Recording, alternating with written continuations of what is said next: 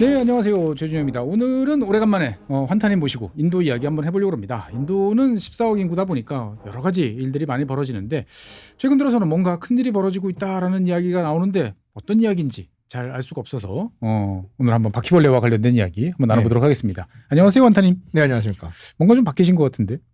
안 바뀌었어요. 안 바뀌셨나요? 요새 바빠가지고 면도를 못해가지고. 티오씨 댓글이 이제 또 이제 막 예의가 없네 뭐 그럴 텐데. 원래 여기는 면도를 하고 오는데 예. 오늘 새벽부터 병원에 가가지고 또 어머니 봉양을 하다가 다들 또 이제 그러실 연령대가 그렇죠. 됐습니다. 네, 오늘은 요즘에 인도에서 뭐 바퀴벌레 이야기가 계속 나오는데 인도에는 그렇죠. 바퀴벌레 많죠? 맞나요? 많죠. 한국보다 훨씬 크죠. 날아다니는 친구들인가? 날라도 다니고 예. 이제 바퀴벌레의 크기는 밟았을 때의 소리를 가지고 판단할 수 있죠. 네. 아유.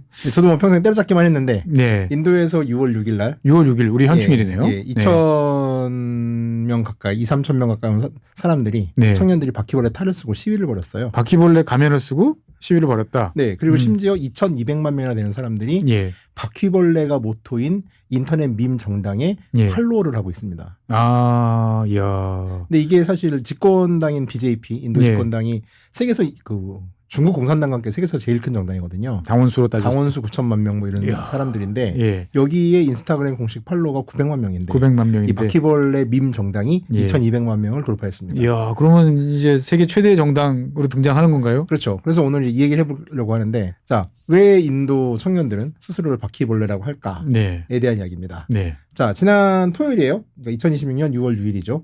며칠 전인데 뉴델리 한복판의 잔타르만타르라는 곳에 이제 수천 명, 2, 3천 명의 청년들이 모였습니다. 이날 델리 최고 기온이 39도였어요. 어후. 우리는 끔찍하죠. 이 39도에 이제 길바닥에 나와 앉은 거죠. 시위하는 거죠. 예, 시위하는 이 시위 사진인데 네. 이 잔타르만타르가 어떤 곳이냐면은 18세기 때 그 라자스탄이라고 이제 델리 옆 동네에 있는 네네. 왕이 천문대를 지은 데예요. 음. 그래서 별을 관측하기 위한 장소죠.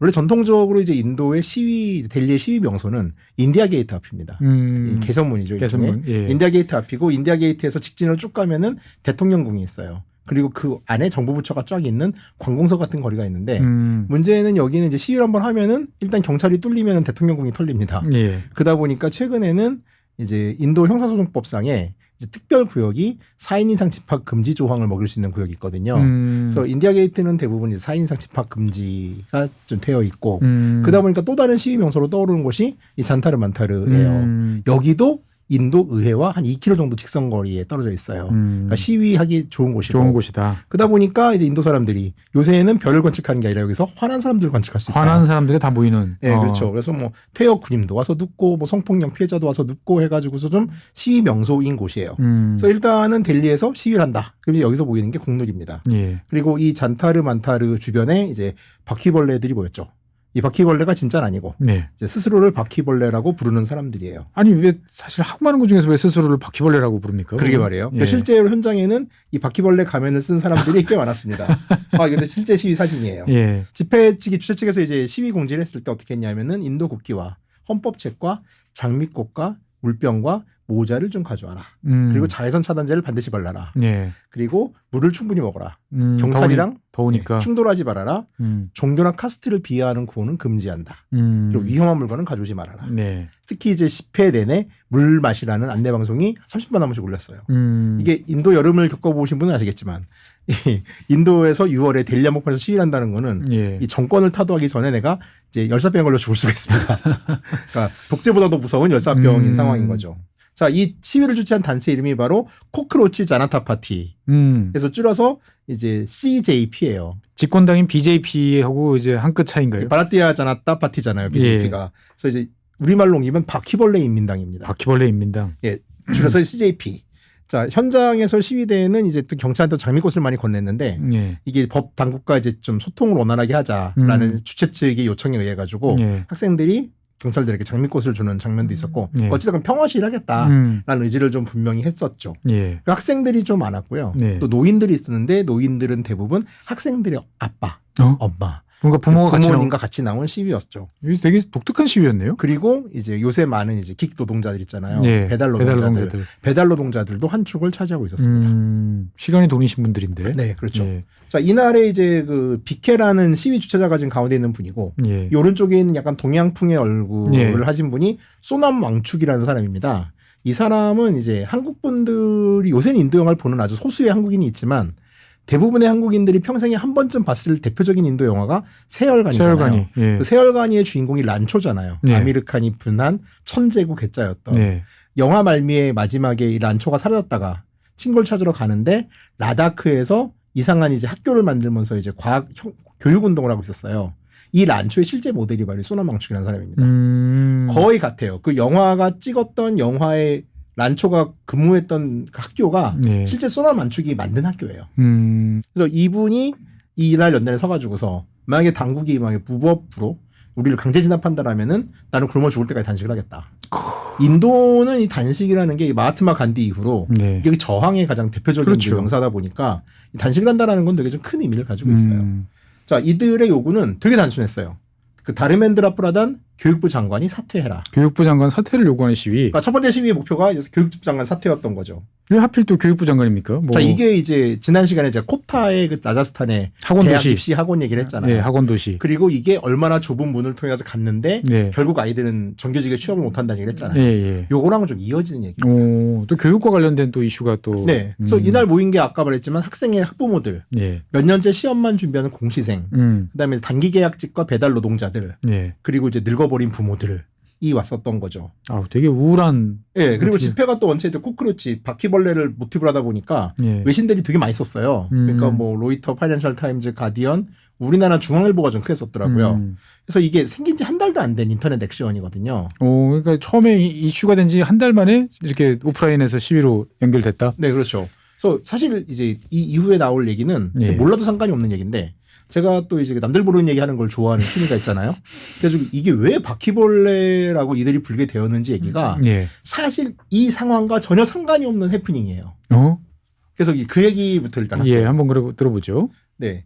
그 산제이 두베이라는 변호사가 있어요. 산제이 두베이. 제가 예. 이제 반쯤 인도인이라 예. 인도인 이름이 나오면 일단 얘가 무슨 카스트인지를 뒤집니다. 그래서 두베이 카스트가 뭐지라고 봤더니 이게 이제 제 친구도 이제 디웨디라는 카스트가 하나 있는데 네. 이게 브라만 카스트예요. 브라만. 그러니까 4개의 그 베다 중에 2개 이상을 통달한 사람을 드웨디라고 그럽니다. 두베디. 이 드웨디 카스트에서 파생된 건데 이 드웨디랑 같아요. 그러니까 학자 브라만이라는 학자 얘기죠. 브라만. 예. 그래서 글줄 깨나 있는 집에서 태어나서 2003년도에 변호사로 개업을 했어요. 그러니까 23년 차 변호사죠. 그러니까 꽤 중견이죠. 예, 예. 링크드인을 뒤져봤더니 이력이 화려한 게 살인사건부터 마약, 기업사기, 부패, 이혼, 그다음에 저작권까지 안 해본 게 없고. 거의 뭐 풀라인업이시네요. 그러니까 두바이에 컨설팅 사무소가 있고요. 예. 이 두바이 국제금융센터에서 국제 상사 간 분쟁을 다뤘던 경험도 있어요. 중재도 하시고. 그러니까 모든 걸 다 해요.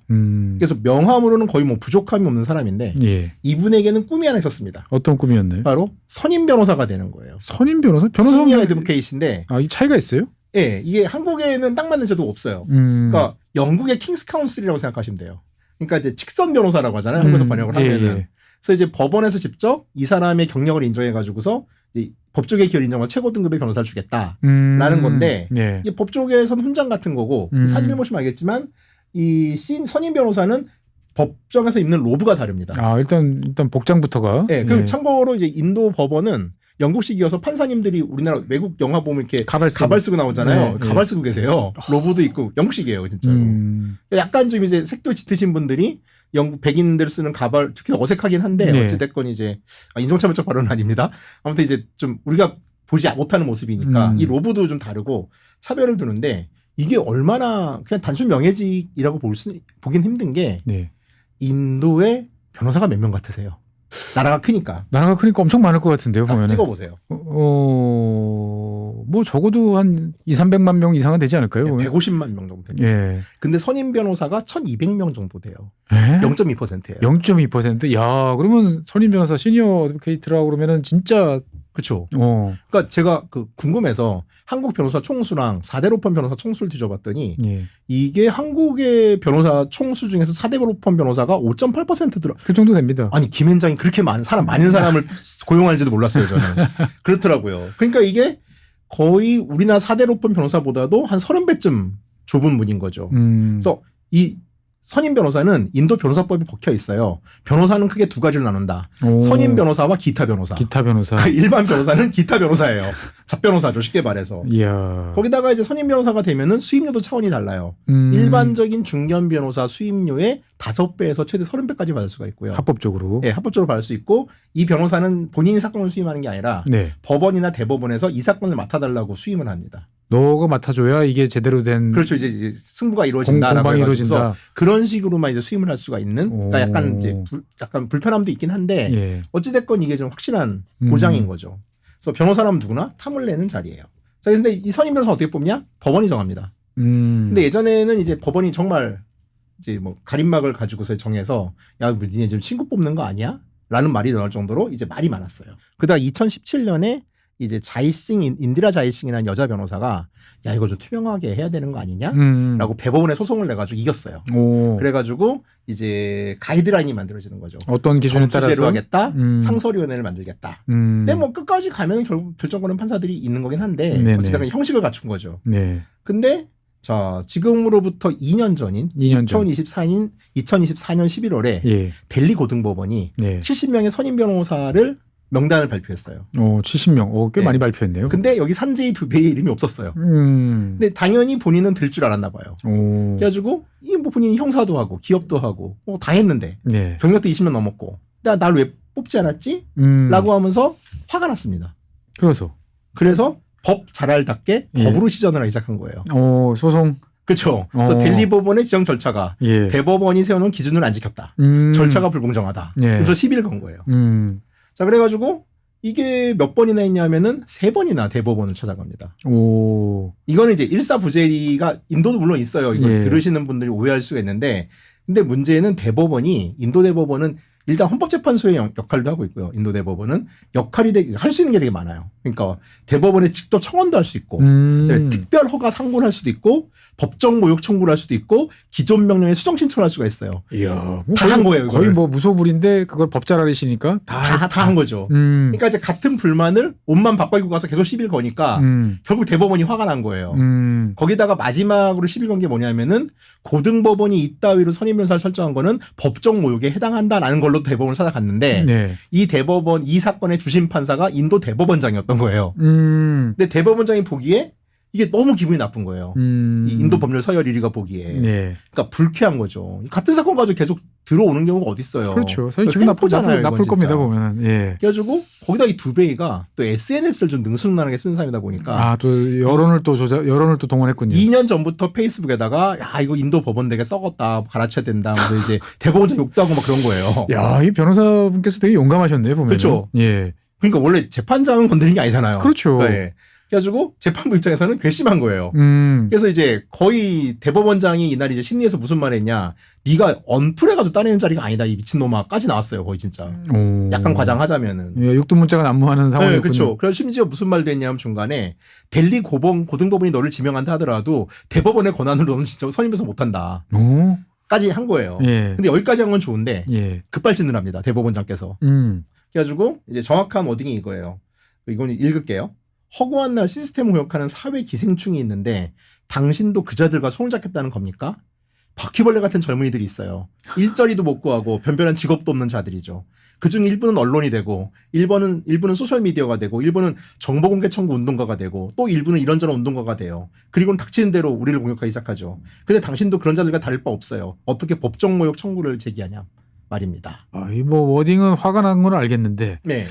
표현이 너무 좀 그러니까 이상한 걸 갖다 댄 거죠. 그러니까 자기가 하고 싶은 말 다 한 거예요. 그러니까 평소에 자기가 재판하면서 느꼈던 예. 그러니까 본인의 모든 빡침을 표현을 했는데 예. 그러니까 이거죠. 정리하자면은 세상에는 시스템을 물어뜯으려고 하는 기생충들이 있다. 근데 대부분 얘네들은 직업도 없는 백수들이고 그냥 얘네들 SNS 떠들고 정보개 청구나 하고 뭐 이런 애들인데 너도 야 변호사가 어떻게 너가 그렇게 행동을 할 수 있냐라는 말이에요. 네. 근데 이게 뭐 두베이는 일단은 뭐 직업이 없는 사람도 아니고 해당도 안 되지만은 거기다가 또 한 발 더 나가서 야 너같이 이게 소송 막 내놓은 애들 보면은 법학학이 있는 애들인지도 모르겠다. 난 진짜 솔직히 말해가지고 니네 다 가짜 아기 같아. 내가 인도중앙수사국에 해가지고 니네 다 뒷조사하고 싶은데 내가 진짜 망가져 그러고 싶다는 말까지 해요. 그래서 이게 바로 그날 네. 인디안 익스프레스를 비롯한 인도 언론의 대서특필됩니다. 그러니까 대법원장이 이렇게 다 발언할 수 있는 정도면. 근데 이제 따옴표 속에 있는 말들은 대부분 기자들이 원하는 말을 넣잖아요. 네. 젊은 아이들이 이제 백수가 되어서 기생충 바퀴벌레가 기사가 헤드라인이 잡힌 거예요. 그렇죠. 이미 이제 난리가 나는 거죠. 그래서 문제가 커지자 다음날 해명을 했는데 예. 해명도 좀 석연치 않게 했어요. 뭐라고 해명을 했는데. 그냥 이제 뭐 가짜 학위를 전문직에 들어온 사람을 겨냥한 거지 일반 사람들이 아니고 인도 청년은 발전된 인도의 기둥이다라는 말도 안 되는 소리를 했는데 네. 당연히 화가 나죠. 그래가지고 인도 전국이 발칵 뒤집어집니다. 대법원장 때문에 이제 또 난리가 났겠군요. 자, 그러면. 참고로 이거 한국 얘기가 아니에요. 인도 얘기예요. 인도. 오해하시면 안 되고요. 예. 자, 이 대법원장 입에서 나온 이 바퀴벌레가 어디까지 가냐면 하루 만에 보스턴까지 갑니다. 미국 보스턴이요? 예. 보스턴에 아비지 팁케라는 인도인이 있어요. 이 사람이 그 보스턴 대학에서 PR, 그러니까 홍보 커뮤니케이션을 배우는 사람이 전공하는 사람인데 예. 이 친구가 이제 대법원장 발언을 듣다가 그냥 화가 났겠죠, 당연히. 당연히 화가 나죠. 자기 나라 생각하고 뭐 이런 예. 사람이면은. 그래서 쟤네들이 우리를 바퀴벌레라 부르는데 그러면은 바퀴벌레가 모두 모이면 어떻게 될까? 라는 오. 불온한 상상력을 가지고 예. 인스타그램 계정 하나 만듭니다. 그게 CJP예요. 아. 대법원장 발언이 5월 15일이었고요. 예. 창당이 5월 16일. 바로 다음 날. 그러니까 이제 법적 창당은 아니에요. 그렇죠. 밈이죠, 밈. 예. 하루 만에 신문기사를 만들었는데 이 디케가 또 누구냐? 보스턴에서 PR을 배우기 전에 마라슈트라주의 뿌네라고 교육도시, 되게 유명한 교육도시예요, 뿌네가. 뿌네에서 학사가 언론 커뮤니케이션이에요. 그리고 알바로 2020년쯤에 그 AAP라고 델리를 휩쓸던 정당 하나 있잖아요. 예, 예. 그 정당에서 소셜미디어 팀 활동을 했어요. 뭔가 좀 아는 또. 잘 다뤄요. 그러니까 정치가 어떻게 돌아가는지도 알고. 예. 또 이 AAP가 어떤 당이냐면은 이번 총선으로 망했지만. 이번에 망했죠. 이제, 이번에 망했지. 이번 지선으로 망했지만은 이 두 번에 걸쳐서 델리 의회를 장악했고 펀자까지 장악했던 당인데 이 당 전체 자체가 반부패 운동가가 단식 투쟁을 하는 끝에 이 사람의 단식을 성과로 이제 부패를 척결하겠다라는 약속을 받은 상태에서 정당으로 만든 당이에요. 그리고 이 당의 마크는 빗자루입니다. 싹싹 쓸어버리겠다라는 거였죠. 그래서 여기가 원래 잘했던 게 뭐냐면은 여기도 거의 인터넷 플랫폼으로 만들어진 정당이에요. 그래가지고 영상이랑 밈, 풍자, 조롱 이런 걸 잘했어요. 그러니까 뭐 자기 전공을 살린 거군요, 보면. 네, 그렇죠, 그렇죠. 그러니까 이 디케는 인터넷을 어떻게 굴리는지를 정치 바닥에서 본 사람이에요. 이게 나중에 중요한 얘기가 됩니다. 이게 또. 그래서 그래서 인스타에 계정 만들고. 그렇죠. 그래서 예. 공식적인 이 CJP의 이제 모토가 뭐냐면은 게으른 자와 실업자의 목소리예요. 그래서 이제 바퀴벌레를 장애 상징을 걸고서 네. 이제 취업 못하고 집에 누워 있는 청년들을 위한 자조적인 밈으로 만들었는데, 예. 그러니까 투쟁 고르는 것도 아니에요. 그리고 바퀴벌레가 이제 AI 영상으로 만들 수 있으니까. 그렇죠. 바퀴벌레가 이제 빗자루를 부채를 들고. 청소한 빗자루질을 하는 영상 같은 걸 올렸죠. 창당 닷새 만에 인스타그램 팔로워가 1,500만을 돌파했고요. 2주 만에 2,000만. 6월 초에 2,200만을 돌파했고 어제 확인해 보니까 2,200만이 정체돼 있더라고요. 근데 이건 정체된 이유가 인도 정부가 지금 여기 X 계정도 날려버리고 엄청 갈구고 있어요. 지금. 검열을 하는군요, 보면. 인도야 뭐 계정 날리는 거 일도 아니니까. 그래서 어찌됐건 일주일 만에 이 운동에 가입하겠다고 한 신청자도 100만 명이 넘었습니다. 그래서 이제 디케가 더 놀란 거예요. 그렇겠네요. 이 중 어떤 것도 내가 의도한 게 아니다. 나 그냥 조롱만 하고 싶었다. 근데 이렇게 화가 난 사람이 많았는지 몰랐고 이게 탈출구가 됐다 정도 얘기를 해요. 자관 인도에서 청년들이 이제 많이 화가 나 있는, 뭐 우리나라도 이제 화가 나 있다라는 이야기 나오지만 인도도 뭐 우리보다 더하면 더했지 덜하진 그렇죠. 않겠죠. 자, 이제 약간 이제 그 지난번에 했던 코타랑 겹치는데 네. 또 혹시 뭐 안 보시는 분들도 있고 까먹으신 분도 있으니까 잠깐만 소개를 하자면은 네. 그 아진 프렌즈 대학교에서 이제 주기적으로 인도 노동 실태 보고서라는 거를 발표를 합니다. 2026년 판의 대주제가 청년 노동 시장. 청년 노동 시장. 그러니까 학업에서 취업으로의 전환과 실업 문제라는 주제였어요. 그래서 이 보고서에 따르면은 20대 인도 실업자의 67%가 대졸자들이에요. 어느 나라나 마찬가지지만 인도도 대졸 실업자. 어마어마하지 않나요? 67%면.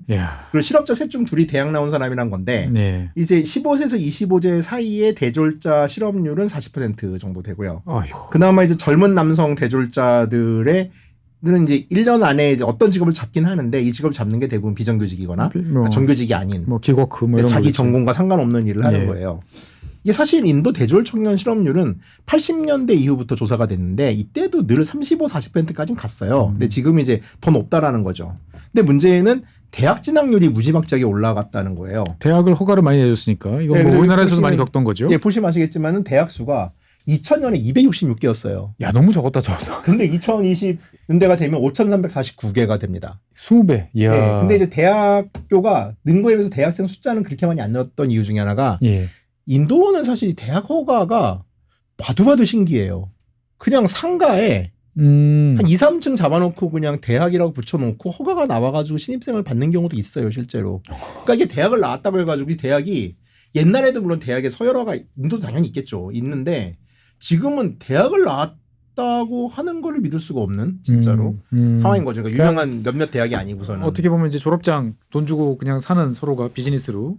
그렇죠. 예. 그래가지고 그 지난 시간에 말했다시피 인도에서는 이 카스트의 문제나 이제 경제적인 문제를 해결하기 위해서 교육이 유일한 탈출구였어요. 물론 이게 과거에 한국도 그랬지만은 수십 년 동안 아이들을 학교로 밀어 넣었습니다. 그러니까 땅 팔고 금부침 맡기고 친척들이 온갖 가족이 투자를 해가지고서 애들을 이제 뭐 코타에 학원도 보내고 막 이랬는데 왜냐하면 가난이 원인이 이제 못 배워서 그렇다라고 그렇죠. 인도를 생각을 했으니까. 네. 근데 이제 문제는 이게 안 되는 구조인 거예요. 자, 그래가지고 이제 대학을 모두 갈 수 있는 대학을 가는 아이들은 많아졌는데 일자리가 제조업이 안 돌아가고 일단 그만큼 일자리 못 만들고 네. 민간 기업 고용은 이제 뭐 비정규직과 단기 계약으로 바뀌고 있는 중이고 남는 게 뭐냐 공무원 시험이랑 의대 입시예요. 공과대랑 그러니까 NIIT라고 하는 네. 소위 말하는 이제 그 의대 시험이랑 이제 몇 개가 밖에 없는 거죠. 특히 이제 인도 공무원 시험은 그나마 이제 고용을 많이 합니다. 그렇죠. 인도 사회가 원체 크다 보니까 그리고 의대 시험도 이제 IIT에 비해서는 확실한 보장이 되기 때문에 차등이 좀 적죠. 그래서 이제 더 목숨을 많이 거는데 이제 이게 과연 취업으로 이어지느냐의 문제가 생기는 거예요. 자, 이제 숫자 하나를 말씀드릴게요. 2025년도에 라자스탄주가 인도 서쪽 끝에 있는 주인데 예. 대한민국이 한 5배 돼요. 근데 여기서 한 이제 사환직. 그러니까 우리로 따지면 공무직 정도 되겠네요. 그러니까 뭐 짜이 나르고 서류 옮기고 네. 복사해오고 뭐 이런 예. 거죠. 예. 이 단순직 5만 4천 명을 뽑았는데 5만 4천 명. 247만 명이 지원을 했는데 이야. 이 중에 박사가 있었어요. 박사와 MBA 법대 졸업생이 있었습니다. 2023년도에는 인도 직업선발위원회, 그러니까 국가에서 주관하는 최하급 단순 업무 직군인 MTS라는 게 있는데 네. 이것도 이제 뭐 짜이 나르고 서류 복사하고 뭐 이런 거예요. 여기에 550만 명이 몰렸습니다. 자, 2019년에는 비하르 주의회에서 정원사랑 경비원을 뽑는데 네. 이때 엔지니어와 대학원생을 포함해서 50만 명이 지원을 했고요. 뭐 했다 그러면 자고 한 뭐 100만 50만 이렇군요. 보면. 네. 그 2010년엔 깜푸르라고 이제 중북부 도시인데 청소부, 정부 청소부죠. 3,275명 뽑는데 학사, 석사 포함 50만 명이 몰렸어요. 그러니까 정부에서 안정된 일자리다 그러면은 자고 한 100만 명씩 꾸준히 월급 나온다 하면은 이제 그러니까 이게 무슨 사원이 되는데 박사학위가 필요한 건 아니잖아요. 그렇죠. 그럼 박사도 사원 자리밖에 못 찾은 게 문제인 거 아니에요. 지금 직업 구조 자체가. 근데 설상가상 이 집회가 6월 6일에 있었다 그랬잖아요. 예. 6월 4일날 또 큰 사건이 하나 벌어집니다. 어떤 사건이 또 벌어지나요? 인도 대법원이 또 대법원이에요? 예, 신디케이트 은행의 임시 직무원 채용 사건이라는 사건이 있었는데 예. 이게 이제 신디케이트 은행이 이제 잡무를 담당한 임시직을 뽑았는데 이 채용 조건이 8학년, 그러니까 중2부터 이상 수료자 이대 12학년 이상을 수료하면 안 되는 그러니까 고3. 그러니까 중2부터 이제 고3까지. 그러니까 이제 쉽게 말해서 고졸자 이하. 예, 그렇죠. 고졸자 이하인데 중졸은 이상. 중졸 이상. 중학교 2학년 이상인 거죠. 예. 했는데 이 문제의 지원자가 대졸자인데 이 신분을 속이고 취업을 한 거예요. 근데 이게 심지어 계약직이에요. 정규직도 아니고. 근데 이 해당 직원의 학력이 어떤 걸려가지고 은행에서 이게 그 채용 초과 학력을 고의로 은폐했다는 이유로 해고를 했어요. 그래서 해고 무효 소송이 벌어지는데 네. 이게 남부에서 벌어지는 일이거든요. 네. 그래서 이제 2심까지는 마드라스 고등법원, 그러니까 첸나이죠. 첸나이에서 노동자 손을 들어줬어요. 당시 이제 고등법원은 학력이 높다는 이유를 가지고서 결격사유가 된다는 건 말이 안 된다라고 했는데 네. 대법원에서 6월 4일 날 이게 폐기합니다, 원심을. 이제 안 되는 거예요? 그렇죠. 그러니까 은행 해고 조치가 정당하다. 그러니까 이유는 이 고용 채용 공고 자체가 저학력자를 채용하려고 이 말은 바꿔 말해 저학력자를 보호하기 위해서 채용을 한 건데 고학력자가 오는 거는 공평성에 위배된다는 얘기죠. 말이 되는 것 같기도 하고. 법리적으로는 말이 되죠. 네. 근데 문제는 그러니까 논리는 맞는데 법원 밖의 풍경은 되게 이상해진 거예요. 왜냐하면 대졸자들이 대졸 수준의 일자리를 못 찾는다. 그래서 어쩔 수 없이 저학력자를 위한 자리에 갈 수밖에 없다. 근데 그 자리는 갈 수가 없게 되었다. 그러면 이제 가 되는 거잖아요. 그러면 진짜 갈 데가 없는. 그러니까 대학 나와서 배달을 하거나 택시를 먹는 사람들이 그 대학 나와서까지 왜 그런 일을 할 거라고 왜 그걸 한다고 생각하느냐. 라고 반문을 시작한 거예요. 걷다가 우리나라도 그렇지만은 그 얘기 많이 하잖아요. 야, 넌 대학까지 나와서 그러고 앉았냐 뭐 이런 얘기 하잖아요. 인도도 그게 아니겠냐고요. 거기다 인도는 온 가족의 투자로 만들어진 대학 졸업자리인데. 그러니까 대졸자가 대졸 일자리도 못 구하고 네. 저학년 일자리도 못 가는. 그럼 이게 고등교육이 문을 연 거예요, 닫은 거예요. 그래서 대법원장이 일자리를 못 가니 바퀴벌레 같은 놈들아라고 한 게 5월 15일이고 네. 6월 4일 날 대졸자들은 저학년 자리에 갈 수 없어요라고 판결을 내린 거죠. 예. 그러니까 두 사건은 사실 법적으로 아무런 관계가 없어요. 그리고 대법원장이 이 바퀴벌레라고 한 것도 젊은이한테 한 건 아니에요, 사실. 맥락상으로는 그 얘기가 아닌데. 네. 근데 문제는 청년들 머릿속에서는 이게 하나의 사건으로 만들어지는 거죠. 그러니까 공부하라고 해놓고 공부를 마친 일자리가 없고 이제는 공부 너무 많이 했다고 나를 자르고 된 거죠. 그러면 또 우리 바퀴벌레라고 또 이야기하고. 바퀴벌레 돼야죠. 자, 거기다가 이제 또 하나의 문제가 있는 게 어떤 또 문제 있나요? 자, 이번 공정의 문제가 생깁니다. 공정. NEET가 인도 의대 시험이에요. 의대 시험. 예, 지난번에 말씀.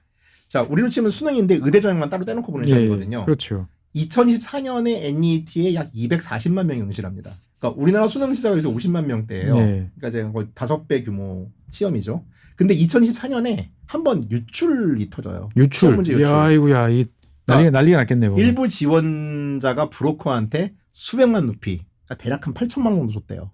를 주고서 전날 문제와 답을 받았다고 진술을 해요. 그러니까 성적이 딱 발표됐는데 네. 만점자가 이게 원래 많이 나오는 시험이 아닌데 예. 67명의 만점자가 나와요. 뭔가 문제가 있구나라고 다들 인도 전형이 뒤집어졌죠. 그래서 대법원까지도 갔는데 대법원은 유출 사실 자체는 인정을 하면서도 예. 전국 시험을 통째로 무효할 만큼 광범위하게 비리가 치러졌을 가능성은 부족하다면서 전면 재시험은 부정했어요. 그러니까 보지 않았어요. 대신 정부에 약속을 했죠. 위원회 만들고 시험기간 손보고 문제지보안 강화하겠다. 그래서 이건 유야무야가 됐습니다. 그래서 2024년은 일단 비리 저진 애들은 이제 뭐 잘리고 네. 확인된 친구들만 잘리고 나머지는 그렇죠. 그냥 그러고 2년이 흘러서 이제 올해가 됐어요. 2026년 5월 3일 날 또 220만 명이 NEET를 봤는데 자, 라자스탄 경찰이 예상 문제라는 이름으로 거래된 자료를 확보했는데 이 NEET에 나온 이들이 이제 찍어준 281개 문항 중에 135개 문항이 실제로 시험에 나왔어요. 적중률 50%. 이야, 이거는 뭐 보나마나 문제집 빼돌리기. 예상 문제 유출 문제였던 거죠. 예. 그래서 시험 관리 기간은 처음에는 일부 문항만 셌다라고 했는데 결국 이게 돈 받고 대규모 거래였던 게 밝혀진 거예요. 2년 만에. 그래서 5월 12일 날 시험 전체가 취소가 됩니다. 이것도 우리나라에서도 다른 경우긴 하지만 자, 근데 이게 문제가 시험을 전체 전국 취소를 하면은 시험을 다시 봐야 되잖아요. 그렇죠. 보통 일이 아닌데. 이게 보통 일이 아니죠, 진짜. 그래서 22만 명이 다시 문제집을 폈어요. 재시험은 6월 21일 날 나요. 그러니까 220만 명이 다시 봐야 되는 거예요. 네, 전체가 전국적으로. 그래도 한 달 후에 다시 보긴 하네요. 네. 근데 이거는 또 문제 없을까? 이것도 또 유출되는 거 아니야? 그렇죠. 여기다 정부가 내놓은 대책이 뭐냐면은 이제 출제자와 검토자를 격리하겠다. 그러니까 우리나라 수능처럼. 한국식인데. 그래가지고 그게 한참 나왔어요. 이 터지고 나서 인도 언론에서 우리 이제 한국식으로 해야 된다. 한국에는 모두를 격리하고 듣기 시험할 때 비행기도 못 뜬다더라 이 나라는. 해가지고서 인도도 이제 출제자 검토자를 격리하고 휴대전화와 인터넷도 끊어버릴 것이고 시험지 수송을 기차 안 쓰고 인도 공군기로 하겠다. 그러니까 완전 한국 수능 한국 상황이 되군요. 네, 그렇죠. 그러니까 한국 시험 수능 보안이 이제 글로벌 스탠다드가 되는 거. 별게 다 K죠, 진짜. 자, 근데 이 문제로 끝난 게 아니라 또 문제가 있어요. 또요? 이번에는 NET에서? 그거 아니에요. 그거 딴 시험이에요. 딴 시험이. CBSE라고 인도 중앙중등교육위원회라는 게 있어요. 여기서 우리나라는 좀 다른 게 이 중앙중등교육위원회가 그러니까 고졸 시험을 봐요. 12학년 학력평가라는데 졸업시험이군요. 졸업시험이죠. 요거 가지고 이제 대학 점수가 되니까 가는데 이 CBSE 중앙고등교육위원회에서 하는 거는 좀 좋은 사립고등학교랑 국제학교랑 해가지고 한 10% 정도만 커버하고요. 나머지 아이들의 졸업시험은 이제 지역교육청에서 해요. 그러니까 이게 이제 CBSE 시험이 여기서 이제 여기 시험을 보는 것도 중요하고 여기 점수가 되게 중요해요. 좋은 대학을 가려면은. 근데 얘네들이 어떻게 했냐면 올해부터 이제 공정성을 기하기 위해서 예. 디지털 채점을 최초로 도입하겠다. 디지털 채점. 디지털 채점이 뭐죠? 마킹이에요, 마킹. 우리 OMR? 네, OMR 더하기 예. 이제 그 주관식을 스캔해 가지고서 뭐 하겠다. 예, 예. 그래서 답안지가 180만 명분이고 약 9,800만 면을 스캔해 가지고 모니터로 채점을 하겠다라고 했어요. 예. 이론상은 완벽하죠. 예. 그 답안지 분실도 없고 합산으로도 적고 검토도 쉽고 그렇죠. 교차 체크도 할 수 있잖아요. 청탁도 줄 수 있고요. 자, 근데 이게 또 발표가 되자마자 난리가 납니다. 왜냐하면 이게 내 답안지가 아닌데 지금 내 답안지로 들어가 있다. 예? 오류. 그 다음에 너무 흐릿하게 스캔이 돼가지고 글씨를 못 읽어서 내가 제대로 썼는데 빵점 처리됐다. 빵점 처리됐다. 뒷장이 통째로 빠졌다. 스캔이 순서대로 안 돼가지고 분명히 답을 썼는데 이거 채점이 안 됐다. 눈으로 확인하게 해달라 해가지고서 전국에서 난리가 납니다. 그래가지고 재검토 신청을 한 사이트를 만들었는데 예. 하도 불러서 이게 사흘간 다운이 돼요. 접속 불가 상황이 되는 거죠. 그러니까 이게 시험 보려면 돈 내야 되거든요. 돈은 빠져나갔는데 이제 신청은 안 되고 같은 요금 계속 결제하게 되고 뭐 이런 상황이 된 거예요. 이야. 그러니까 총체적 난국이군요. 의대는 지금 문제지가 세고 졸업 시험에는 답안지가 흐려져가지고서 채점을 할 수 없는 상황이 되고 공무원 시험은 서버가 멈추고 뭐 이런 일이 줄지어 터지는 거예요. 그러니까 인도 청년 입장에서는 이게 유일하게 지금 내 인생을 투자하고 우리 가문이 모든 걸 투자해가지고서 계층 이동의 사다리로서 교육의 기회를 이용하려고 했는데 이게 전면적으로 붕괴되는 상황인 거죠. 이거는 진짜로 낯설지 않은 게 한국도 사실 한때 지금도 마찬가지지만 시험이 유일한 계층 상승이었던 적이 있었거든요. 그렇죠. 그리고 시험이 공정성이 의심받는 순간 나라가 거의 반쪽이 납니다. 한국 같은 경우도 얼마 전에 뭐 이를테면은 인천공항 정규직대 같은 경우도 난리 났었잖아요. 한국 솔직히 말해가지고. 그리고 뭐 입시공정성 논란으로 장관 날아가고 정권 바뀌던 그 계기가 됐던 게 몇 년 전이에요, 진짜. 그러니까 이건 뭐 우리나라보다 20배 큰 나라니까 당연히 뭐 아니죠. 33배가 큰 예. 나라에서 벌어진 일인 거죠. 야, 그러니까 어떻게 보면 청년들 입장에서 봤을 때는 정말 돌파구가 없는 상황에서 그나마 신락 같은 돌파구마저 지금 엉망진창이 되는 모습들을 보고 있으니 정말 인생 내가 왜 태어났지? 그렇죠. 라는 생각을 참 많이 할 것 같네요. 계속 화가 나는데 갑자기 바퀴벌레라 그런 거예요. 그러니까 이제 모두가 빡을 칠 준비가 돼 있는데 화가 난 거죠. 그래서 우린 바퀴벌레다. 그렇죠. 그러니까 이게 그 농담이 혁명이 되는 순간인데 예. 이제 CJP가 갑자기 이제 운동으로 진짜 바꾼 계기가 바로 5월 10일 날 NET가 전면 취소되면서부터예요. 아, 그러자 DP회가 예. 교육부장 사퇴를 요구하는 온라인 청원을 시작합니다. 여기서. 그리고 하루 만에 60만 명 넘게 서명돼요. 이제 농담이 아닌. 농담이 아닌 그리고 진짜로 이게 교육운동이 돼버린 거죠. 원래 또 정치판에 또 있던 분이다 보니 또 저런 것도 감각이 좋네요. 보면. 이거 된다 싶었겠죠. 그래서 DK 본인이 직접 움직입니다. 2년 만에 미국에서 인도로 날라와요. 그 6월 6일 집회는 바로 예. DK가 귀국하는 날 벌어집니다. 자, 인디라간디 국제공항에 도착하자마자 지지자들 수천 명이 DK 이름을 연호하기 시작했고요. 그는 인도 헌법책을 손에 들고서 바로 잔타르 만타르로 향합니다. 그리고 시위를 주도했죠. 야, 참. 그리고 DK는 나는 자유를 잃을 각오가 되어 있다. 그러니까 구속을 그러니까 이제 예. 하고 나 싸우겠다. 잡아놓으려면 잡아놓어라. 그리고 정부는 그 사이에 뭘 했느냐. 왜 우리도 보면 이제 예전에 뭐 촛불 어디서 샀는지 궁금하다 뭐 이런 식으로 그렇죠. 하듯이 예. 배후를 추적하기 시작했습니다. 그러니까 이제 본질에는 관심이 없고 이제 배후 추적에만 관심 있는 정부가 또 뭐 비슷해요 다. 어디서 많이 보던 뭐 그런 이야기군요. 또. 자, 당연히 이제 그 왜 다르멘드라 프라단 장관의 사퇴를 첫 번째 요구했는지는 뭐 지금까지 들으셨으면 이해가 가실 거예요. 예. 자, 근데 이게 우리나라는 장관이 뭐 이게 시위가 나거나 이러면 잘 날아가요. 그냥 대통령제다 보니까 대통령을 보호하기 위해서 장관이나 내각이나 총리 날리는 게 쉬워요. 근데 인도는 내각제란 말이에요. 다 내각제는 이제 각자 지분을 가진 정치적 몫이 영주들의 싸움이에요.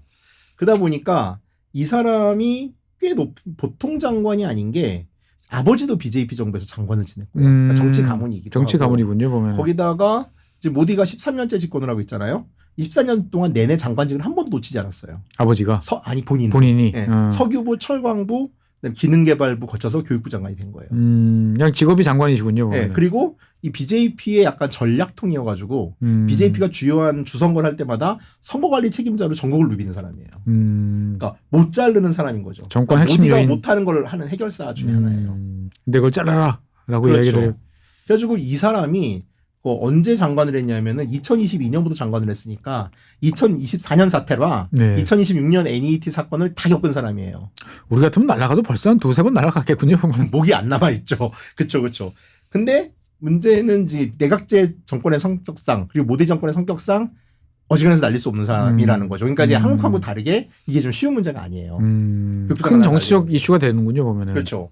거기다 2,200만 명이 이제 어찌되건 하나의 사이트에 예. 모이자 인도 정치인들 배후를 캐는데 집중을 하고 있습니다. 특히 이제 집권당은 이 디케가 미국에서 공부했다라는 것을 가지고 예. 이제 미국을 그 인도 사람들은 그 인도의 식자층들이 저도 되게 놀라운데 되게 많은 사람들이 이 전 세계는 딥스테이트가 지배하고 있고 조지 소로스가 인도의 번영을 막기 위해 가지고 온갖 분열을 한다는 음모를 실제로 믿어요. 되게 많아요. 그런 사람들이. 인도 지식인들이. 네, 지식인 중에 반 이상은 믿어요. 그래요? BJP 지지자들은 거의 다 믿어요.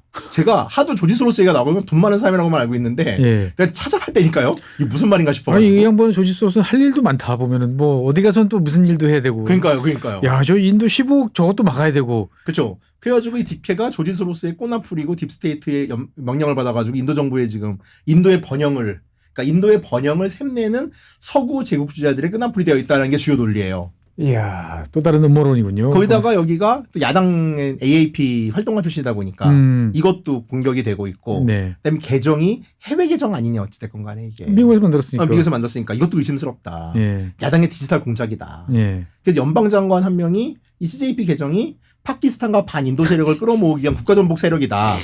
라고 얘기를 하고 있고 이게 다 북한의 음모다라 뭐, 네, 뭐 거의 비슷하군요. 사석에서 얘기했던 제 인도인 친구인 브라만 출신의 아이도 걔가 성씨가 디베디거든요. 그래서 드베이랑 비슷해서 내가 걔한테 야 이게 내가 찾아보니까 니네 같은 집안인데 같은 집안 맞냐라고 해서 물어봤어요. 그랬더니 갑자기 얘가 급발진을 하면서 그 형 지금 CJP 가지고 방송 준비하나 본데 걔들이 얼마나 나쁜 새끼들인지 아냐고 장문의 문자가 왔어요. 못 보게 해야지 이거. 그러니까 결국은 이제 또 정치적 음모, 배후 뭐 이런 식으로 또 몰아가는. 그렇죠. 거기다가 이제 RSS 계정이나 이제 친여 성향의 이제 그 좀 유명한 분들이 있잖아요. 어디나 네. 뭐 다 있잖아요. 인플루언서들. 네, 이런 분들은 이제 이게 지금 남아시아의 제트 혁명, 방글라데시나 네팔로 만들려는 딥스테이트의 음모에 더 나간 거죠 이제. 그래서 그러고 있어요. 그런 중이죠. 어떻게 보면 되게 전형적인 이제 과정이고. 네, 맞습니다. 또 하나의 에피소드로 끝날 일처럼 보이긴 한데 네. 문제는 이제 인어물질이 사방에 깔려 있는데 또 부주의한 또 이 성냥질은 또 여기저기서 또 이루어지고 있고. 그렇습니다. 음. 자, 그래서 다음 집회 장소가 네. 나왔어요. 어딥니까? 자, 6월 11일 목요일 오후 4시 이제 마라슈트 아주 뿌네 문에. 이 디케가 예. 촛불을 내놨던 곳이죠. 그리고 여기가 지금 그 사비트리바이 풀레 대학교라는 데인데 이 학교가 인도 최초의 여자 대학교예요. 아, 여성이 처음으로 고등교육을 받던. 네, 사비트리바이라는 분이 이제 교장으로 등교를 할 때 브라만이랑 높은 사람들이 여자한테 교육시킨다고 막 똥도 집어 던지고 막 오물 던져가지고서 사리를 2벌 입고 가지고 다녔대요. 길을 가다 등교하면서 출근하다가 버려진 것은 빨고 네. 새 옷을 입고 수업을 했다라는 거죠. 그러니까 쉽게 말해서 이제 교육이 계층관이나 성 안에서의 차별이나 이런 모든 것들을 해결하는 사다리였을 때 가장 큰 역할을 한 학교인데 여기서 이제 계층간 사다리가 사라진 이 현장에서 우린 다시 시위를 하겠다라고 선언을 한 거죠. 이야, 진짜 이제 바퀴벌레들이 모여서 이제 한판 해보자. 그렇죠. 그리고 지리적으로도 북부인 수도 델리에서 한번 했으니까 네. 이제 중부 교육도시 이 뿌네가 문바이에서 5시간 거리거든요. 문바이 인도 기준에서는 문바이 근교 도시예요. 네. 그러니까 이 근교 도시에서 한 번 더 새해를 모으고 세 번째는 아마 남부에서 한번 하지 않을까 싶은데 자, 근데 문제는 이제 여기까지 얘기는 이제 현재 진행이고요. 네. 청취자분들은 이게 어디로 갈 것인가? 또 우리 청취자분들은 야 그래서 혁명하는 거야? 그러니까. 이런 거를 궁금해하시잖아요. 그렇죠. 네팔처럼 또 그렇죠. 엎어지는 거야 보면은. 뭐 평론가들이 가장 이제 좀 가능성이 높다고 보는 거는 이러다 말 것이다. 뭐 인도 사회라는 데 자체가 네. 또 인터넷으로 태어난 이런 폭발적인 호응이라는 거는 그 속도만큼이나 빨리 사그라들 수가 있고 네. 또 6월 21일 NET 재시험이 별탈 없이 끝난다면 아이들은 다시 취업 처리 돌아올 테고 이제 흩어진다는 거죠. 네. 장관도 버틸 것이고 그 다시 뭐 이력서 쓰기 바쁜 사람들이 어떻게 시위를 하겠냐. 그리고 인도 청년들한테는 어쨌든 취업이 너무 지금 목에 칼이기 때문에 이 분노할 시간조차 사치라 그렇게 여기는 글들도 있어요. 댓글 보다 보면은 씁쓸하지만 가장 가능성이 높아 보인다. 그렇죠. 그리고 라는 점은 명확하네요. 이 알고리즘이라는 게 또 냉정하잖아요. 이게 좀 확 떴지만 네. 사그러질 수도 있고 뭐 많이 봤죠. 우리도 뭐 온라인 운동들이라는 게 어떻게 사그러지는지. 두 번째는 정당이 되는 길인데 네. 저는 이 가능성이 더 높아 보여요. 개인적으로는. 예전에 AAP라는 네, 결국은 이 에너지를 가지고 뭐든 할 거라고 생각을 해요. 왜냐면 그 생각이 없으면 디케가 이렇게 빨리 귀국을 했을까? 그렇죠. 라는 생각을 하는 거죠. 그러니까 물론 AIP만큼 크지 못할 수도 있겠지만은 당분간 좀 외곽 조직으로 남다거나 남지 않을까. 그래서 이 디케 자체가 AAP 소셜미디어 담당하던 사람이었고. 그러니까 진짜 CJP라는 현실 정당이 등장할 수도 있다. 그렇죠. 그렇죠. 여기도 아까 말했다시피 반부패 투쟁으로 시작을 해가지고 정당이 됐던 데인데 여기는 어찌됐건 뭐 정당 운동은 안 했지만은 기본적으로 시작이 파티예요.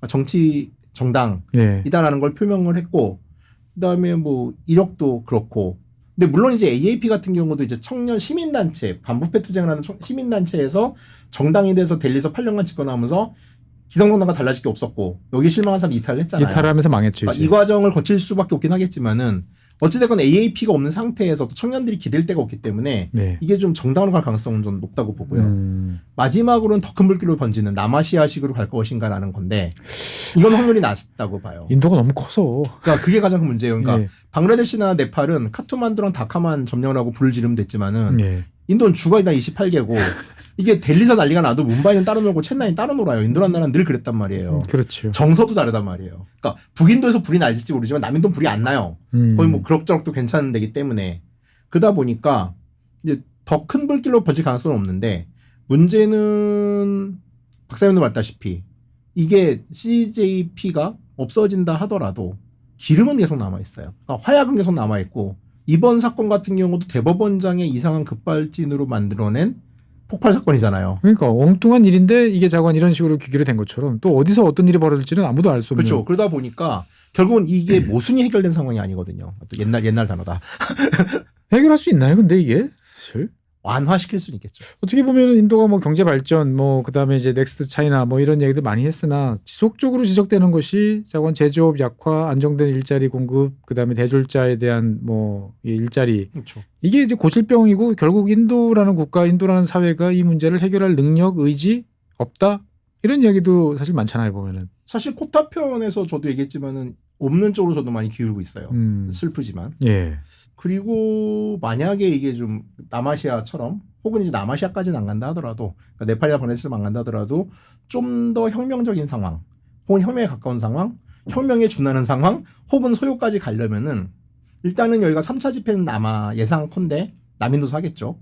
그 다시 북으로 올라와야 되는데 여기서 가장 큰 뇌관은 우타르프라데시랑 비하르 같아요. 그러니까 유피랑 비하르가 인구도 가장 많고 청년 실업률도 가장 많고 BJP에 의해 가지고 이 청년 실업자들에게 민족주의를 주입해 가지고서 힌두의 광신도로 만들어서 정치를 하고 있잖아요. 그렇죠. 근데 여기서도 사실 이게 청년들이 갈 데가 없으니까 글로 가는 거지 대안이 생긴다라면 반대로 갈 수 있다고 생각하거든요. 그러니까 만약에 CJP의 집회가 유피나 우타르프라데시나 아니면은 비하르에서 폭발적인 호응을 얻는다라면은 이거를 기반으로 정당이 될 가능성이 많고. 다른 한편으로 보면 소요 사태가 발생할 수도 있겠군요. 보면은 소요 사태가 발생해가지고서 격렬하게 저항을 하다가 또 지하로 들어갈 수도 있고요. 또 지하로 들어가거나 아니면 또 의외에 또 전개가 나타날 수도 있을 거고. 근데 어떻게 흘러가든 이 운동의 가장 큰 뇌관은 우타르프라데시랑 비하르에서 어떻게 진행이 될 것인가가 될 것 같아요. 그러면 아마 7월 덥다.